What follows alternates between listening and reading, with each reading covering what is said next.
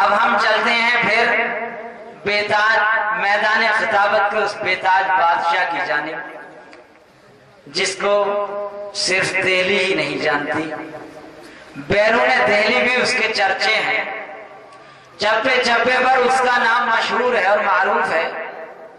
اس ذات اور شخصیت کو کون آدمی کون انسان ایسا ہوگا ہندوستان کی حدود اربع کو پار کر کے عالم اسلام کا کون آدمی ایسا ہوگا کہ جس کے کانوں تک، جس کی کانوں کی کھڑکیوں تک اور اس کی سماعتوں تک اس واعظ کا، اس خطیب کا نام نہ پہنچ گیا ہو، کہ جن کے یہاں فقر و غنا بھی ہے، عاجزی و انکساری بھی، طاعت و محبت بھی ہے، عقیدت اور عقیدتوں کی جولانی بھی، اور سامعین حضرات آگے بڑھ کر کہیے تو اطاعت و محبت بھی ہے، حلقہ یارہ میں ایک ریشم کی سی نرمی بھی ہے، اور حلقہ دشمنہ میں دشمنان اسلام کی درمیان اگر پہنچ جائے تو ایک لوہا بنی ہوئی سد سکندری کے مانند بھی ہے۔ اس سے میری مراد حضرت مولانا انیس احمد آزاد صاحب بلگرامی محتمم سید المدارس دہلی، حضرت سے التماس ہے کہ حضرت مسند خطابت پر جلوہ افروز ہوں اور اسرار و رموز پر روشنی ڈالتے ہوئے ہمارے قلوب کو سیاہ بخشیں۔ اٹھ کے اب بزم جہاں کا اور ہی انداز ہے، اٹھ کے اب بزم جہاں کا اور ہی انداز ہے، مشرق و مغرب میں تیرے دور کا آغاز ہے۔ حضرت مولانا انیس احمد صاحب آزاد بلگرامی دامت برکاتہ۔ الحمد لله نحمده ونستعينه ونستغفره ونؤمن به ونتوكل عليه ونعوذ بالله من شرور أنفسنا ومن سيئات أعمالنا، من يهده الله فلا مضل له ومن يضلله فلا هادي له، ونشهد أن لا إله إلا الله وحده لا شريك له، ونشهد أن سيدنا ومولانا محمدا عبده ورسوله، وصلى الله تعالى عليه وعلى آله وأصحابه وأزواجه وذرياته وبارك وسلم تسليما كثيرا كثيرا. أما بعد، فقد قال الله عز وجل في كتابه: أعوذ بالله من الشيطان الرجيم، بسم الله الرحمن الرحيم. لقد جاءكم رسول من أنفسكم عزيز عليه ما عنتم حريص عليكم بالمؤمنين رؤوف رحيم. قابل صد احترام صدر اجلاس، معزز علماء کرام، بزرگان دین، نوجوانان اسلام، عزیز دوستو، پیارے بچوں اور پردہ نشین خواتین ملت، سنبھل کی سرزمین پر ایک معتبر دینی ادارے کے زیر اہتمام آج کا یہ عظیم الشان اجلاس اپنی تمام ترتابانیوں اور جلوہ سامانیوں کے ساتھ جاری اور ساری ہے۔ علماء کے بیانات، قرائے کرام کی قرأت، رسول اللہ صلی اللہ علیہ وسلم کی بارگاہ میں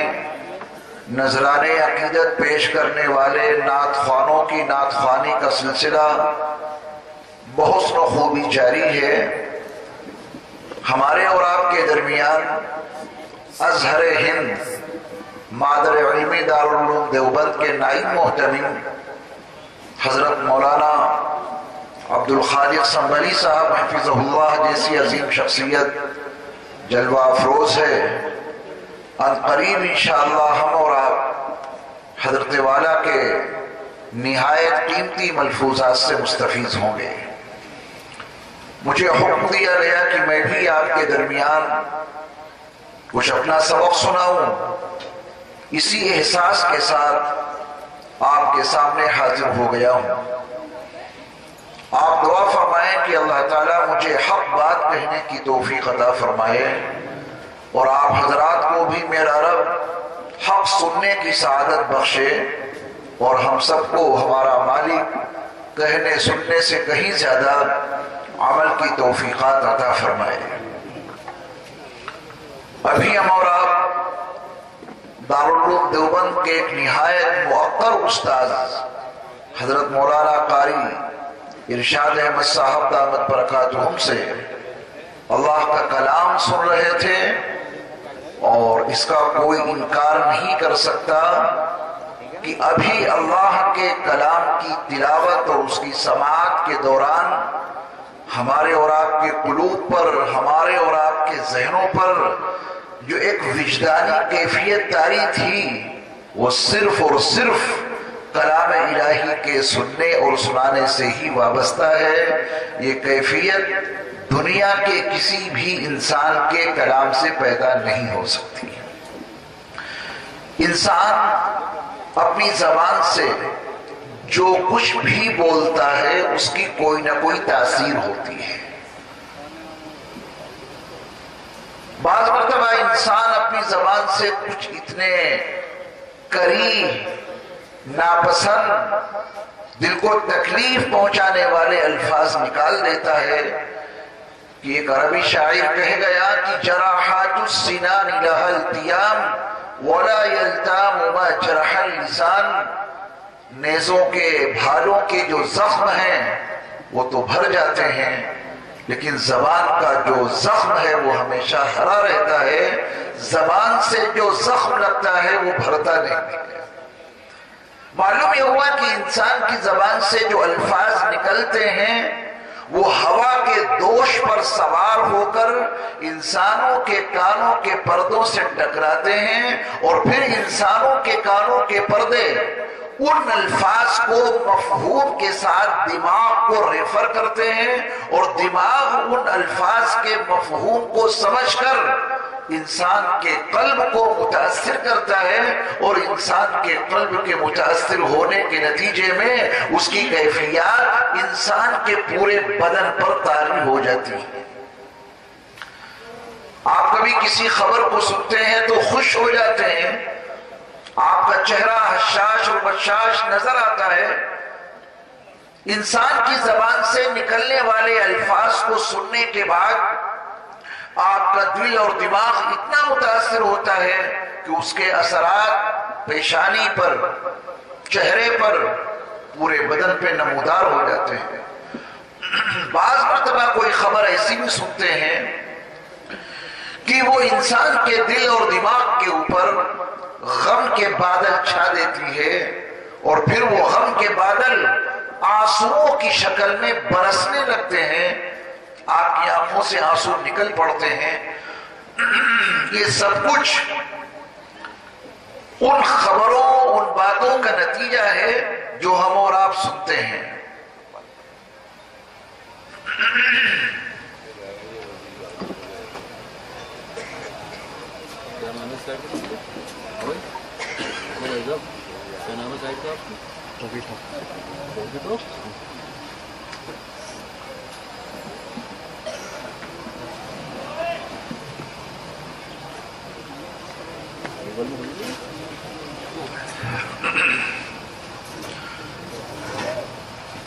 انسان کیسا کلام اپنی زبان سے نکالے، کیسی گفتگو کرے، یہ انسان بن کر زندگی گزارنے کا ایک بنیادی حصہ اور بنیادی نصاب ہے۔ عربی شاعر نے تو صرف تصویر کے ایک رخ کو پیش کیا، لیکن ایک اردو کے شاعر نے تصویر کے دونوں رخ پیش کیے ہیں، اور اس نے کہا ہے کہ لفظ مرہم بھی ہے زخم دل کے لیے، لفظ مرہم بھی ہے زخم دل کے لیے، لفظ چبھتے بھی ہیں نشتروں کی طرح۔ اس میں تصویر کے دونوں رخ آپ کے سامنے موجود ہیں۔ قرآن حکیم ان حروف تہجی سے مرکب ہے جس کو انسان آسانی کے ساتھ میں بولتا ہے اور پڑھتا ہے اور جانتا ہے۔ الف سے لے کر یا تک جتنے نورانی قاعدے میں حروف تہجی لکھے ہوئے ہیں انہیں حروف سے یہ پورا قرآن مرکب ہے،